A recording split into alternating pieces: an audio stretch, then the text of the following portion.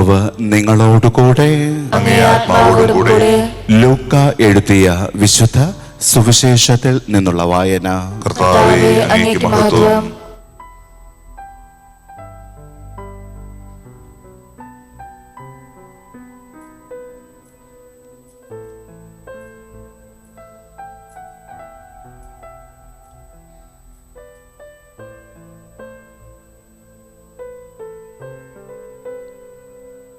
യേശുവിനെ കുരിശിൽ തറയ്ക്കുന്നത് ജനം നോക്കി നിന്നു.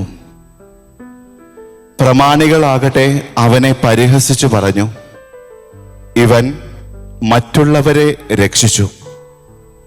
ഇവൻ ദൈവത്തിൻ്റെ ക്രിസ്തു ആണെങ്കിൽ, അവിടത്തെ തിരഞ്ഞെടുക്കപ്പെട്ടവനാണെങ്കിൽ തന്നെ തന്നെ രക്ഷിക്കട്ടെ. പടയാളികൾ അടുത്തു വന്ന് വിനാഗിരി കൊടുത്ത് അവനെ പരിഹസിച്ചു പറഞ്ഞു, നീ യഹൂദരുടെ രാജാവാണെങ്കിൽ നിന്നെ തന്നെ രക്ഷിക്കുക. ഇവൻ യഹൂദരുടെ രാജാവ് എന്ന ഒരു ലിഖിതം അവൻ്റെ തലയ്ക്കുമീതെ ഉണ്ടായിരുന്നു. കുരിശിൽ തൂക്കപ്പെട്ടിരുന്ന കുറ്റവാളികളിൽ ഒരുവൻ അവനെ ദുഷിച്ചു പറഞ്ഞു, നീ ക്രിസ്തുവല്ലേ, നിന്നെയും ഞങ്ങളെയും രക്ഷിക്കുക. അപരൻ അവനെ ശകാരിച്ചു പറഞ്ഞു, നീ ദൈവത്തെ ഭയപ്പെടുന്നില്ലേ? നീയും ആ ശിക്ഷാവിധിയിൽ തന്നെയാണല്ലോ. നമ്മുടെ ശിക്ഷാവിധി ന്യായമാണ്. നമ്മുടെ പ്രവൃത്തികൾക്ക് തക്ക പ്രതിഫലം നമുക്ക് ലഭിച്ചിരിക്കുന്നു. ഇവൻ ഒരു തെറ്റും ചെയ്തിട്ടില്ല. അവൻ തുടർന്നു, യേശുവേ, നീ നിന്റെ രാജ്യത്ത് പ്രവേശിക്കുമ്പോൾ എന്നെയും ഓർക്കണമേ. യേശു അവനോട് അരുൾ ചെയ്തു, സത്യമായി ഞാൻ നിന്നോട് പറയുന്നു, നീ ഇന്ന് എന്നോടുകൂടെ പറുദീസായിൽ ആയിരിക്കും. കർത്താവിന്റെ സുവിശേഷം. ക്രിസ്തുവേ, അങ്ങേക്ക് സ്തുതി.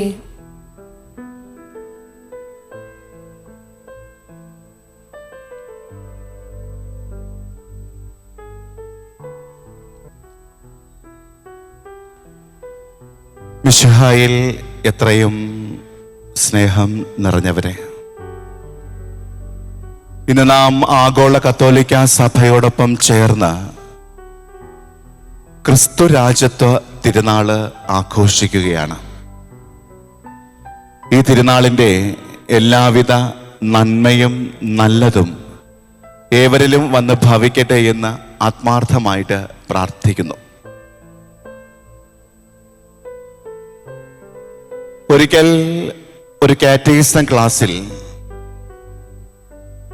കാറ്റഗിസം അധ്യാപകൻ കുട്ടികളോടായിട്ട് ഇപ്രകാരം ഒരു ചോദ്യം ചോദിച്ചു,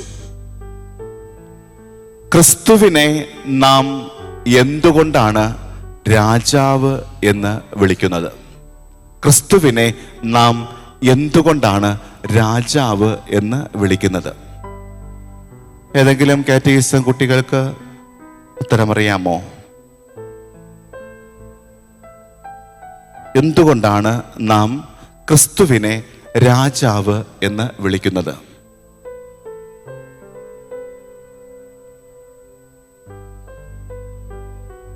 ഈ ചോദ്യം ചോദിച്ച ക്ലാസ്സിലുള്ള കുട്ടികള് അധ്യാപകനോട് പറഞ്ഞത്, ഈശോ ഒത്തിരി അത്ഭുതങ്ങൾ ചെയ്തത് കൊണ്ടാണ് നാം ക്രിസ്തുവിനെ രാജാവ് എന്ന് വിളിക്കുന്നത് എന്നാണ്. ആ സമയം ആ അധ്യാപകൻ കുട്ടികളുടെ ആ ഒരു ഉത്തരം ശരി എന്ന് പറഞ്ഞുകൊണ്ട് ക്ലാസ്സിലോട്ട് പ്രവേശിച്ചു. എന്നാൽ ഇന്ന് ഈ ആധുനിക ലോകത്ത് നാം എന്തുകൊണ്ടാണ് ക്രിസ്തുവിനെ രാജാവ് എന്ന് വിളിക്കുന്നത് എന്ന് ചോദിച്ചാൽ, ക്രിസ്തു ചെയ്ത അത്ഭുതങ്ങളുടെ തൂക്കം കണ്ടല്ല, ക്രിസ്തു ചെയ്ത അത്ഭുതങ്ങളുടെ എണ്ണം കണ്ടിട്ടല്ല നാം അവനെ രാജാവ് എന്ന് വിളിക്കുന്നത്. മറിച്ച് വിശുദ്ധ ഗ്രന്ഥത്തിന്റെ അടിസ്ഥാനത്തിൽ തിരുവചനങ്ങളുടെ തെളിവനുസരിച്ച് ഈശോ ചെയ്യാതെ പോയ ചില അത്ഭുതങ്ങളുണ്ട് വിശുദ്ധ ഗ്രന്ഥത്തിൽ. നാം ഒരുപക്ഷെ അതിനെക്കുറിച്ചൊന്നും ധ്യാനിച്ചു കാണത്തില്ലായിരിക്കാം. എന്നാൽ ഈശോയ്ക്ക് ചെയ്യാൻ സാഹചര്യവും അവസരവും ഉണ്ടായിരുന്നിട്ടും ഈശോ ചെയ്യാതെ പോയ നിരവധി അത്ഭുതങ്ങളുണ്ട് വിശുദ്ധ ഗ്രന്ഥത്തിൽ. അങ്ങനെ ഈശോ ചെയ്യാതെ പോയ അത്ഭുതങ്ങൾ ചെയ്യാത്ത 5 സാഹചര്യങ്ങളെ കുറിച്ചാണ് നാം ഇന്ന് ധ്യാന വിഷയം ആക്കുന്നത്. ഒരു രാജാവ് എന്ന രീതിയിൽ ഇന്നേ ദിവസം ഈശോ ചെയ്ത അത്ഭുതങ്ങളെ കുറിച്ച് ധ്യാനിക്കേണ്ട നാം ഇന്ന് അതിന് വിരുദ്ധമായ രീതിയിൽ ഈശോ ചെയ്യാതെ പോയ അത്ഭുതങ്ങളെ കുറിച്ചാണ് ധ്യാന വിഷയം ആക്കുവാനായിട്ട് പോവുക. ഒന്നാമതായിട്ട് ഈശോ ചെയ്യാതെ പോയ ഒരു അത്ഭുതം ലൂക്കാ സുവിശേഷത്തില് നാം വായിക്കുന്നുണ്ട്. 4-ാമത്തെ അധ്യായത്തിലൊക്കെ വായിക്കുന്നുണ്ട് ഈശോയ്ക്കുണ്ടായ പരീക്ഷണങ്ങൾ. അതിലെ ഒരു പരീക്ഷണം ഇപ്രകാരമായിരുന്നു: നീ ദൈവപുത്രനാണെങ്കിൽ കല്ലുകളെ അപ്പമാകുവാൻ പറയുക എന്ന് പിശാച് യേശുവിനോട് ആവശ്യപ്പെടുന്നു. ഈശോയ്ക്ക് വളരെ നിസ്സാരം, ഒരു ഞൊടിയിടയിൽ വേണമെങ്കിൽ ഈ കല്ലുകളെ ഈശോയ്ക്ക് അപ്പമാക്കി മാറ്റാമായിരുന്നു. എന്നാൽ ഈശോ ആ അത്ഭുതം ചെയ്യുവാനായിട്ട് മുതിരുന്നില്ല. ഈശോ ആ അത്ഭുതം ചെയ്യുവാനായിട്ട് തൻ്റെ നേരം മാറ്റി വയ്ക്കുന്നില്ല. കാരണം ഈശോയ്ക്ക് നന്നായിട്ടറിയാം.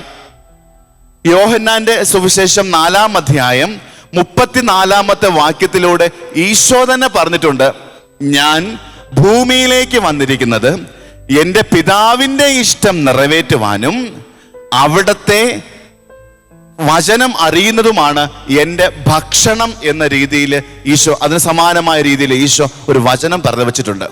അഥവാ ഈശോ പിശാച് പറഞ്ഞതനുസരിച്ച് അവിടെ ചെയ്തിരുന്നുവെങ്കിൽ ഈശോ ഈ ഭൂമിയിലേക്ക് വന്ന ദൈവപിതാവിൻ്റെ വിധേയത്വത്തിൽ നിന്നും മാറി പിശാചിന്റെ കൽപ്പനകൾക്ക് അനുസൃതമായി ജീവിക്കുന്ന ഒരു വ്യക്തിയായി ഈശോ മാറിയേനെ.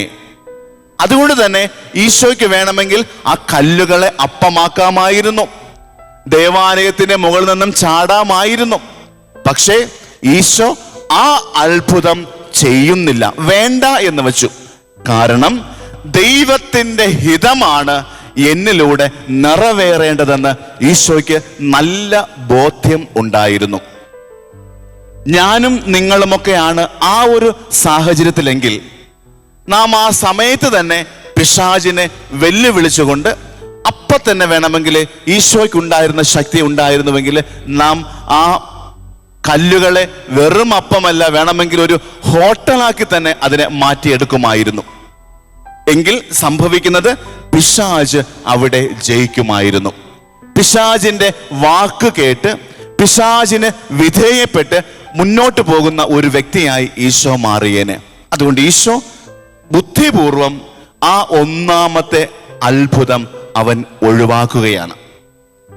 രണ്ടാമതായിട്ട് ഈശോ ചെയ്യാതെ പോയ മറ്റൊരു അത്ഭുതത്തിന്റെ സാഹചര്യം, അത്ഭുതങ്ങളുടെ അകമ്പടിയൊന്നുമില്ലാതെ പതിവ് പോലെ ഒരു സാബത്തിൽ സിനഗോഗിൽ ചെന്ന അവൻ കർത്താവിൻ്റെ അഭിഷിക്തനെ കുറിച്ചുള്ള വചനം അവൻ അവിടെ വായിക്കുന്നുണ്ട്. കർത്താവിൻ്റെ ആത്മാവ് എൻ്റെ മേലുണ്ട്, ദരിദ്രരോട് സുവിശേഷം അറിയിക്കുവാനും ബന്ധിതർക്ക് മോചനം കൊടുക്കുവാനും അടിച്ചമർത്തപ്പെട്ടവർക്ക് സ്വാതന്ത്ര്യം കൊടുക്കുവാനും അവിടെ തന്നെ അയച്ചിരിക്കുന്നു എന്ന് തുടങ്ങുന്ന ആ ഒരു വചന ഈശോ അവിടെ പ്രഘോഷിക്കുന്നുണ്ട് ലൂക്കാ സുവിശേഷത്തിനകത്ത്. അപ്പൊ അതിനകത്ത് നാം വരുമ്പോഴത്തേക്കും അവസാനം എത്തുമ്പോൾ നാം ഇപ്രകാരം വായിക്കുന്നുണ്ട്: ഈ യെശയ്യാ പ്രവാചകന്റെ പുസ്തകം വായിച്ച ഈശോ ഗ്രന്ഥം അടച്ച് അവിടെ ഏൽപ്പിച്ചിട്ട് അത്ഭുതങ്ങളൊന്നും ചെയ്യാതെ അവൻ പുറത്തേക്ക് പോയി എന്ന് നാം വായിക്കുന്നുണ്ട്. നോക്കണം, ഈശോയുടെ മുമ്പിൽ ഇതുപോലെ നിരവധി ആൾക്കാർ നിറഞ്ഞിരിക്കുകയാണ്. ആ ഒരു സാഹചര്യത്തിൽ ഈശോ തന്നെ പ്രവചന ഗ്രന്ഥം വായിക്കുന്നുണ്ട്. കർത്താവിൻ്റെ ആത്മാവ് എൻ്റെ മേലുണ്ട്. എന്നിട്ട് ഈശോ ചെയ്യാൻ പോകുന്ന അല്ലെങ്കിൽ അവിടെ പറഞ്ഞിരിക്കുന്ന കുറേ പ്രവചനങ്ങൾ അവിടെ വായിക്കുന്നുണ്ട്. സ്വാഭാവികമായിട്ടും ഈശോ അവിടെ ഇരുന്ന ആർക്കെങ്കിലും ഒരു ചെറിയ ഒരു അത്ഭുതം പ്രവർത്തിപ്പിച്ചിരുന്നുവെങ്കിൽ ഈ കർത്താവിൻ്റെ ആത്മാവുള്ള അഭിഷിക്തൻ ഞാൻ തന്നെയാണ് എന്ന് ലോകത്തിൻ്റെ മുമ്പിൽ ഈശോയ്ക്ക് വളരെ എളുപ്പത്തിൽ പ്രകടിപ്പിക്കാമായിരുന്നു. എന്നാൽ ഈശോയ്ക്കറിയാം, മുൻപിലിരിക്കുന്ന ആൾക്കാരുടെ കയ്യടിക്ക് വേണ്ടിയല്ല ഞാൻ ജീവിക്കുന്നത്. നിസാര കയ്യടികൾക്ക് വേണ്ടി, നിസാര പ്രശംസയ്ക്ക് വേണ്ടിയിട്ട് ദൈവത്തിൻ്റെ ഹിതം മാറ്റി വയ്ക്കേണ്ടവനല്ല ഞാൻ. ലോകം അറിയേണ്ടത് ഈ അത്ഭുതങ്ങളിലൂടെ ഞാൻ അഭിഷിക്തൻ എന്നല്ല, മറിച്ച് ഞാൻ ഏറ്റെടുക്കാൻ പോകുന്ന സഹനങ്ങളുടെ വെളിച്ചത്തിൽ വേണം ലോകം അറിയുവാനായിട്ട് ഞാനാണ് ആ അഭിഷിക്തനെന്ന്. അങ്ങനെയാണ് താനും വിശുദ്ധ ഗ്രന്ഥവും സഭയും നമ്മെ പഠിപ്പിക്കുന്നത്. ഈശോയ്ക്ക് വേണമെങ്കിൽ ഈ രണ്ടാമത്തെ അവസരവും മുതലാക്കാമായിരുന്നു. ആ അവസരം ഈശോ അത്ഭുതങ്ങൾ ചെയ്ത് മുതലാക്കിയിരുന്നുവെങ്കിൽ അവിടെ എല്ലാവരുടെയും കയ്യടിയും കിട്ടി, അവർ വേണമെങ്കിൽ തോളത്തും വച്ചുകൊണ്ട് അവിടെ ഒരു പ്രദർശനം നടത്തിയേനെ. എന്നാൽ ഈശോ ആ ഒരു അത്ഭുതത്തിന്റെ സാഹചര്യവും ബുദ്ധിപൂർവം അവൻ ഒഴിവാക്കുകയാണ് ചെയ്യുന്നത്. മൂന്നാമതായിട്ട്, ഞങ്ങൾ കണ്ട് നിന്നെ വിശ്വസിക്കേണ്ടതിന് എന്തെങ്കിലും അടയാളം പ്രവർത്തിക്കണമെന്ന് മോശയെ ഉദ്ധരിച്ചുകൊണ്ട് ഒരവസരത്തിൽ ആളുകൾ അവനോട് ആവശ്യപ്പെട്ടപ്പോൾ, മോശയെ കോട്ട് ചെയ്തുകൊണ്ട് ഈശോയോട് അവർ ചോദിക്കുന്നുണ്ട്, ഞങ്ങൾ നിന്നിൽ വിശ്വസിക്കേണ്ടതിന് നീ ഒരു അടയാളം പ്രവർത്തിക്കുക. ഈശോയോട് അങ്ങോട്ട് ആവശ്യപ്പെടുകയാണ്, ഒരു അത്ഭുതം ഞങ്ങളുടെ മുമ്പിലേക്ക് നീ പ്രകടിപ്പിച്ചു താ, ഞങ്ങൾ നിന്നെ വിശ്വസിക്കാം. അപ്പോഴത്തേക്കും ഈശോ കൊടുക്കുന്ന മറുപടിയാണ്, അടയാളങ്ങളിലൂടെയല്ല നമ്മുടെ വിശ്വാസം സ്ഥിരീകരിക്കേണ്ടത്. അടയാളങ്ങളിലൂടെയും അത്ഭുതങ്ങളിലൂടെയുമല്ല, മറിച്ച് ദൈവത്തോടുള്ള അഗാധമായ വിശ്വാസമായിരിക്കണം, സ്നേഹമായിരിക്കണം നാം ദൈവത്തിൽ വിശ്വസിക്കേണ്ട അടിസ്ഥാനം. ഇന്ന് നാം എല്ലാവരും അടയാളങ്ങൾ തേടിയാണ് ഈശോയെ സ്നേഹിക്കാനായിട്ട് പരിശ്രമിക്കുന്നത്. ദേവാലയത്തിൽ വന്നിരുന്നാൽ പോലും സക്രാരിയിൽ ഈശോയാകുന്ന ആ മനുഷ്യൻ, ആ വ്യക്തി, ആ പച്ച മനുഷ്യൻ അവിടെ ഇരിക്കുമ്പോഴും നമ്മുടെയൊക്കെ ചിന്തയും നമ്മുടെയൊക്കെ നോട്ടവും മറ്റു വിശുദ്ധരുടെ നോട്ടങ്ങളിലേക്കാണ്. അടയാളങ്ങളിലേക്ക് നമ്മൾ ഉടക്കാൻ പാടില്ല. നമ്മുടെ വിശ്വാസം സർവശക്തനായ ദൈവത്തിലായിരിക്കണം. വിശുദ്ധന്റെ പക്കലേക്ക് പോകുമ്പോൾ വിശുദ്ധനെ മനസ്സിൽ ധ്യാനിക്കുക. എന്നാൽ ഈശോയുടെ സന്നിധിയിലായിരിക്കുമ്പോൾ അവിടെ ഇനി മറ്റൊരു അടയാളത്തിന്റെ ആവശ്യമില്ല. ഈശോ പച്ചയായി അവിടെ സക്രാരിയിൽ ഇരിക്കുമ്പോൾ, ഈശോ ശരിക്കും ജീവിക്കുന്നവനായി അവിടെ നിൽക്കുമ്പോൾ മറ്റ് സാക്ഷ്യങ്ങളുടെ പിന്നാലെയോ മറ്റ് അടയാളങ്ങളുടെ പിന്നാലെയോ മറ്റ് അത്ഭുതങ്ങളുടെ പിന്നാലെയോ പോകേണ്ട ആവശ്യമില്ല. നമ്മുടെ വിശ്വാസമാകുന്ന കണ്ണുകൾ കൊണ്ട് അവിടത്തെ നോക്കിയാൽ അത് തന്നെയാണ് ഏറ്റവും വലിയ വിശ്വാസമെന്ന് ഈശോ അവിടെ പ്രകടിപ്പിക്കുന്നുണ്ട്. പലർക്കും അടയാളങ്ങളാണ് വലുത്. ദേവാലയത്തിലേക്ക് പ്രാർത്ഥിക്കാനായിട്ട് വരുമ്പോഴും ദേവാലയത്തിലിരിക്കുന്ന സർവശക്തനായ ഈശോയെ മറന്നുകൊണ്ട് വിശുദ്ധരുടെ അടുത്ത് പോകുന്നതും ഇത് തന്നെയാണ്. വിശുദ്ധരുടെ അടുക്കലേക്ക് നമുക്ക് പോകാം എപ്പോൾ? നാം ദേവാലയത്തിലേക്ക് വരുമ്പോൾ വിശുദ്ധ കുർബാനയിൽ പങ്കെടുത്ത്, അല്ലെങ്കിൽ വിശുദ്ധ കുർബാനയ്ക്ക് മുമ്പ് നാം വിശുദ്ധന്റെ സന്നിധിയിലായിരുന്നു പ്രാർത്ഥിക്കുക, അല്ലെങ്കിൽ വിശുദ്ധ കുർബാന കഴിഞ്ഞ് വിശുദ്ധ സന്നിധിയിലേക്ക് പോയി പ്രാർത്ഥിക്കുക. അതൊക്കെ നല്ലതാണ്. പക്ഷെ വിശുദ്ധ കുർബാന നടന്നുകൊണ്ടിരിക്കുമ്പോഴും വിശുദ്ധ കുർബാനയിൽ പങ്കെടുക്കാതെ, വിശുദ്ധ കുർബാനയ്ക്ക് തുല്യമാണ് ഞാൻ ജപമാല ചൊല്ലുന്നത്, വിശുദ്ധ കുർബാനയ്ക്ക് തുല്യമാണ് ഞാൻ നൊവേന ചൊല്ലുന്നത്, വിശുദ്ധ കുർബാനയ്ക്ക് തുല്യമാണ് ഞാൻ വിശുദ്ധന്റെ സന്നിധിയിൽ ഇരിക്കുന്നത്, അതാണ് ഏറ്റവും വലിയ അപകടം. വിശുദ്ധ കുർബാനയ്ക്ക് കൊടുക്കേണ്ട പ്രാധാന്യം ജീവിതത്തിൽ നാം കൊടുത്തേ മതിയാവുകയുള്ളൂ. വിശുദ്ധ കുർബാനയ്ക്ക് കൊടുക്കേണ്ട ആ ഒരു സാന്നിധ്യം നമ്മുടെ ശരീരം കൊണ്ടും മനസ്സുകൊണ്ടും നാം കൊടുത്തേ മതിയാവുകയുള്ളൂ.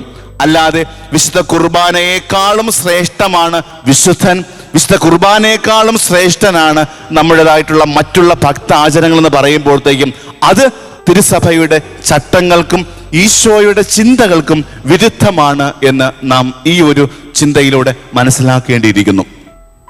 നാലാമതായിട്ട്, ഈശോ ചെയ്യാതെ പോയ മറ്റൊരു അത്ഭുതത്തിനുള്ള സാഹചര്യം, ആളുകളെ വിശ്വസിപ്പിക്കുവാനും അനുയായികളെ വർദ്ധിപ്പിക്കുവാനും അത്ഭുതത്തെക്കാൾ എളുപ്പമുള്ള വേറെ ഒരു മാർഗവും ഇല്ല. പക്ഷേ താൻ ചെയ്ത എല്ലാ അത്ഭുതങ്ങൾക്കും ശേഷം അത്ഭുതത്തിൻ്റെ ഫലം സ്വീകരിച്ച വ്യക്തികളോട് ഈശോ എപ്പോഴും പറയും, നീ ഇത് ആരോടും പറയരുത്, നീ ഇത് ആരോടും പറയരുത്. അതായിരുന്നു ഈശോയുടെ ഒരു സിസ്റ്റം. ഈശോയുടെ ഒരു അത്ഭുതങ്ങൾ ചെയ്ത് കഴിയുമ്പോഴുള്ള അവൻ്റെ സ്വഭാവം അങ്ങനെയാണ്. ചെയ്ത അത്ഭുതങ്ങൾ നീ ആരോടും പോയി പറയരുത്.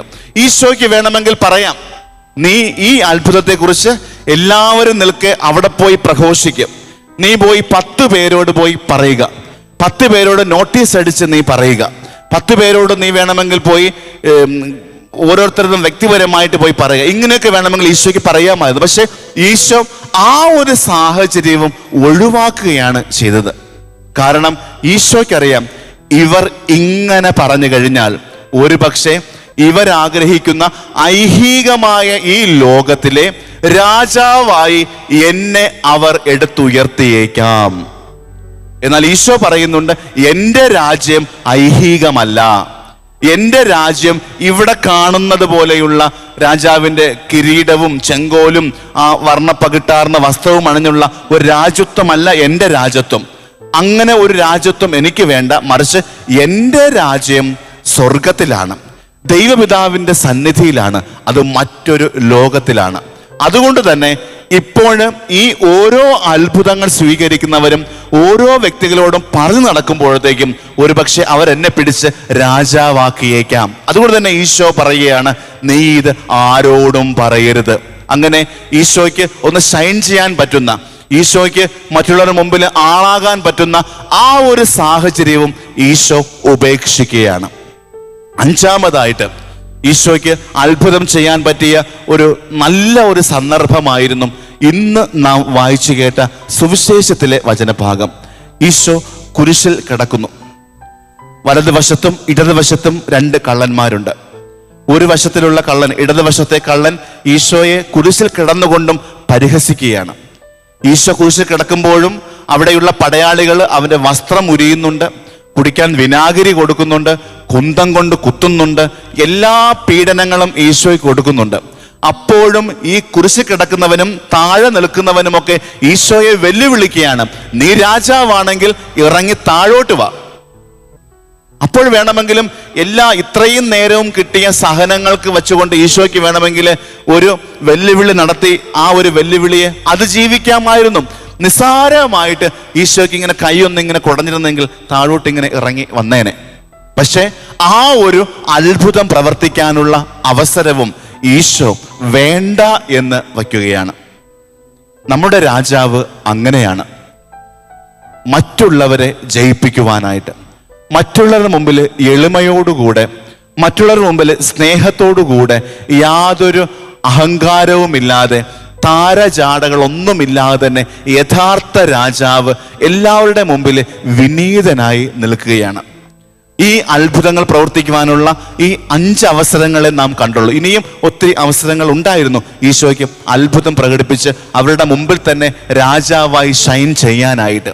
പക്ഷെ ഈശോ ആ സാഹചര്യങ്ങളൊക്കെ എല്ലാം ഒഴിവാക്കുകയാണ്. കാരണം ഈശോയ്ക്കറിയാം, ഇതൊന്നുമല്ല എൻ്റെ സമയം. ഞാൻ രാജാവാണ് എന്ന് പ്രഘോഷിക്കുവാനായിട്ട് തിരുവചനങ്ങൾ നേരത്തെ പ്രവചിച്ചിട്ടുണ്ട്. ഇനി കാലം തെളിയിക്കട്ടെ ദൈവം ആഗ്രഹിക്കുന്ന സമയത്ത്. അതായിരുന്നു ഈശോയുടെ പോളിസി. ഇന്ന് ഞാനും നിങ്ങളുമൊക്കെ നമ്മളായിരിക്കുന്ന ഭവനങ്ങളിൽ, നമ്മളായിരിക്കുന്ന ജോലി സ്ഥലങ്ങളിലൊക്കെ കുഞ്ഞു കുഞ്ഞു അവസരങ്ങൾ കിട്ടിയാൽ പോലും എങ്ങനെയെങ്കിലും മറ്റുള്ളവരുടെ മുമ്പിൽ രാജാവായിട്ട് അഴിഞ്ഞാടാനായിട്ട് ഇങ്ങനെ തക്കം പാർത്തിരിക്കുന്ന ഈ കാലഘട്ടത്തിൽ ക്രിസ്തുവെന്ന രാജാവ് നമുക്ക് വലിയൊരു വെല്ലുവിളിയാണ്. കാരണം അത്ഭുതങ്ങൾ ചെയ്യുവാനുള്ള കഴിവുണ്ടായിരുന്നു, അത്ഭുതങ്ങൾ ചെയ്യുവാനുള്ള ശക്തി ഉണ്ടായിരുന്നു, അത്ഭുതങ്ങൾ ചെയ്യുവാനുള്ള സാഹചര്യം ഉണ്ടായിരുന്നു. എന്നിട്ട് പോലും അവൻ, ഈ രാജാവ്, അത്ഭുതങ്ങളൊന്നും തന്നെ ഈ പറയുന്നിടങ്ങളിൽ ചെയ്യുന്നില്ല. ഈശോ ചെയ്ത അത്ഭുതങ്ങളിൽ ഏറ്റവും വലിയ അത്ഭുതം ഏതാണെന്ന് ചോദിച്ചാൽ ഈശോ തനിക്ക് വേണ്ടി അത്ഭുതങ്ങളൊന്നും ചെയ്തില്ല എന്നതാണ് ഏറ്റവും വലിയ അത്ഭുതം. അതുകൊണ്ട് സ്നേഹം നിറഞ്ഞവരെ, ഇന്ന് ക്രിസ്തു രാജ്യത്വ തിരുനാൾ ആഘോഷിക്കുമ്പോൾ ക്രിസ്തു രാജാവാണോ അല്ലയോ എന്നതല്ല നമ്മുടെ ചിന്താവിഷയം.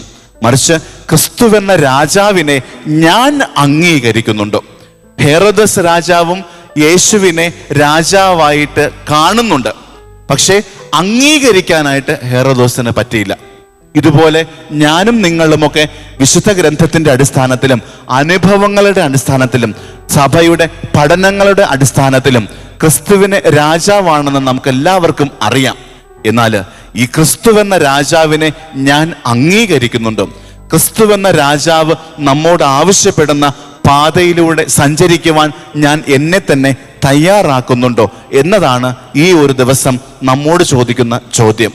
ആ ഒരു ചോദ്യം മനസ്സിൽ വെച്ചുകൊണ്ട് ഇനി മുതൽ നമ്മുടെ ജീവിതത്തിൻ്റെ യഥാർത്ഥ രാജാവായി, നമ്മുടെയൊക്കെ ഭവന പ്രതിഷ്ഠാ സമയത്ത് നാം ഏറ്റു ചൊല്ലിയതുപോലെ അങ്ങൻ്റെ ഭവനത്തിൽ രാജാവായി വാഴണമേ എന്ന് പറയുന്നത് പോലെ ഓരോ ദിവസവുമുള്ള നമ്മുടെ ജപമാല പ്രാർത്ഥനയിൽ നാം ഭവനങ്ങൾ ചൊല്ലാറുണ്ടല്ലോ.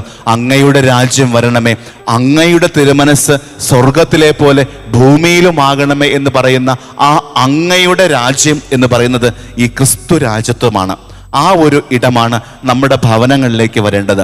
സ്നേഹത്തിന്, സമാധാനത്തിന്, സന്തോഷത്തിന്, സാഹോദര്യത്തിനൊക്കെ പ്രാധാന്യം കൊടുക്കുന്ന ആ സ്വപ്ന രാജ്യം, ആ സുന്ദര രാജ്യം നമ്മുടെയും ഭവനങ്ങളിലേക്ക്, നമ്മുടെയും കുടുംബങ്ങളിലേക്ക് വന്ന് ഭവിക്കുവാനും ക്രിസ്തുവെന്ന രാജാവിൻ്റെ ഭരണം നമ്മെ നിയന്ത്രിക്കുവാനും ഇടവരുത്തണമേ എന്ന പ്രാർത്ഥനയോടുകൂടെ ഈ ബലിയിൽ ഉടനീളം നമുക്ക് പ്രാർത്ഥിക്കാം. ദൈവം നമ്മെ എല്ലാവരെയും സമൃദ്ധമായിട്ട് അനുഗ്രഹിക്കട്ടെ.